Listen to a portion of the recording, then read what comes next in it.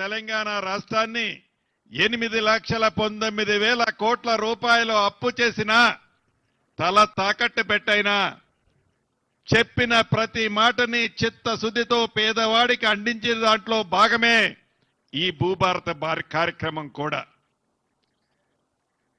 ఎవరైనా చట్టాలు చేస్తే, ఎవరైనా ఇంటి పెద్ద ఒక మంచి నిర్ణయాలు తీసుకుంటే ఆ కుటుంబానికి మంచి జరిగే నిర్ణయాలు తీసుకుంటారు. చట్టాలు చేస్తే అంతకు ముందున్న చట్టాల కంటే ఇది బ్రహ్మాండంగా ఉందిరా ఈ చేసిన చట్టం, ఈ చట్టం వల్ల మనకి చాలా మంచి జరిగిందిరా, శభాషురా అని నలుగురు పొగిడేటట్టు చేస్తారు.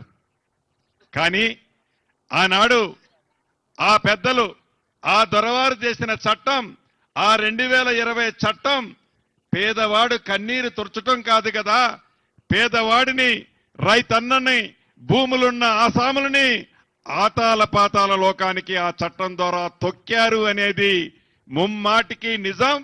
ఆ నిజము కాబట్టే 2023 డిసెంబర్లో జరిగిన ఎన్నికల్లో ఇందిరమ్మ ప్రభుత్వాన్ని తెలంగాణ రాష్ట్రంలో ప్రజలు నమ్మి తీసుకొచ్చారు. కాబట్టే ఆ చట్టాన్ని మార్చాలని, మార్చిన చట్టం ఒక రేవంత్ రెడ్డి గారికో, ఒక పొంగులేటి శ్రీనివాసరెడ్డి గారికో, కేబినెట్ మంత్రులకో, కాంగ్రెస్ పార్టీకో మంచి జరిగితే సరిపోదు.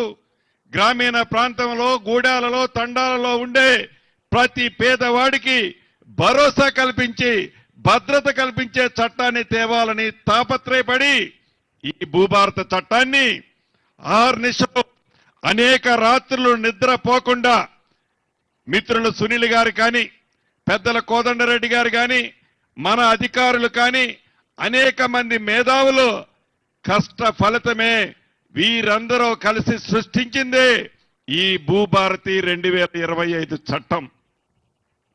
చట్టం చేయటమే కాదు, ఆనాడు 2020 చట్టానికి ఈ 2025 భూభారత చట్టానికి ఎన్ని తేడాలున్నాయో కళ్ళుండి కూడా కళ్ళు మూసుకొని నాకు ఏమీ కనపడటం లేదని ఏదైతే ప్రతిపక్షాలు ఇంకా పచ్చి అబద్ధాలు ఆడుతున్నాయో అది చూస్తేనే బాధ అనిపిస్తుంది.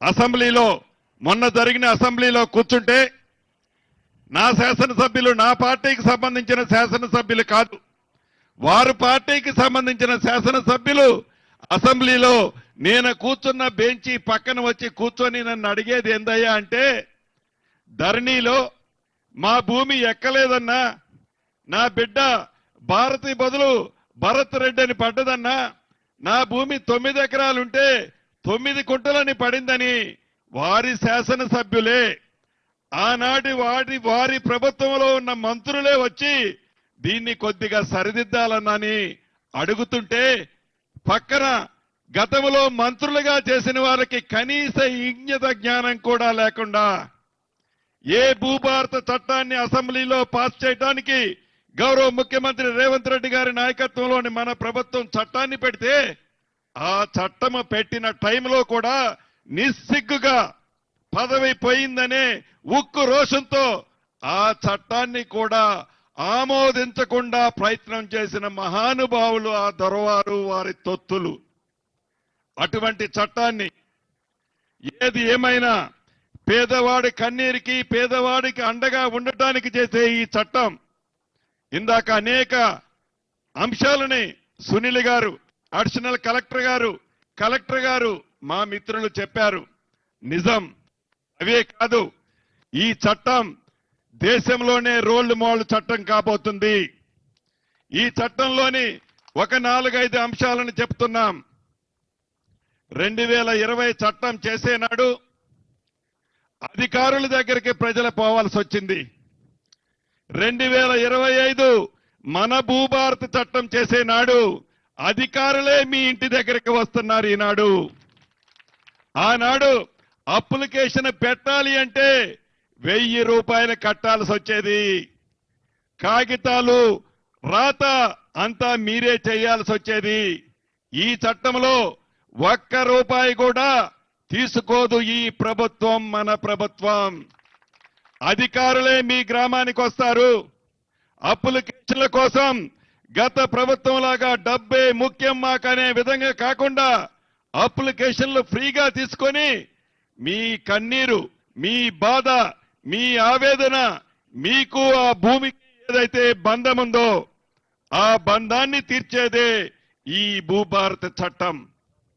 అంతేకాదు గ్రామాలలో ఇందాక సైనికుడిగా పనిచేసి వచ్చిన మిత్రుడు చెప్పినట్లు ఇందిరమ్మ ప్రభుత్వం అంటేనే పేదవాడికి పంచే ప్రభుత్వం, పేదవాడికి ఇచ్చే ప్రభుత్వం, పేదవాడి కష్టాలు చూసి ఆ కష్టాలకి ఫలితాలు ఇచ్చే ప్రభుత్వం ఇందిరమ్మ ప్రభుత్వం.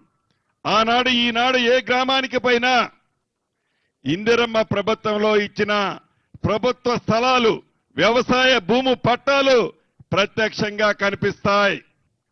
ఆనాడు ఇందిరమ్మ ప్రభుత్వంలో మిగిలిన భూములని ఇందాక మిత్రుడు చెప్పినట్లు ఆ పింక్ కలరు షర్ట్ వేసుకొని ఆ ధరణి పేరుతో పేదవాడికి చెందాల్సిన వేలాది లక్షలాది ఎకరాలని ఆనాటి ప్రభుత్వం కొల్లగొట్టిందన్నమాట ముమ్మాటికి నిజం.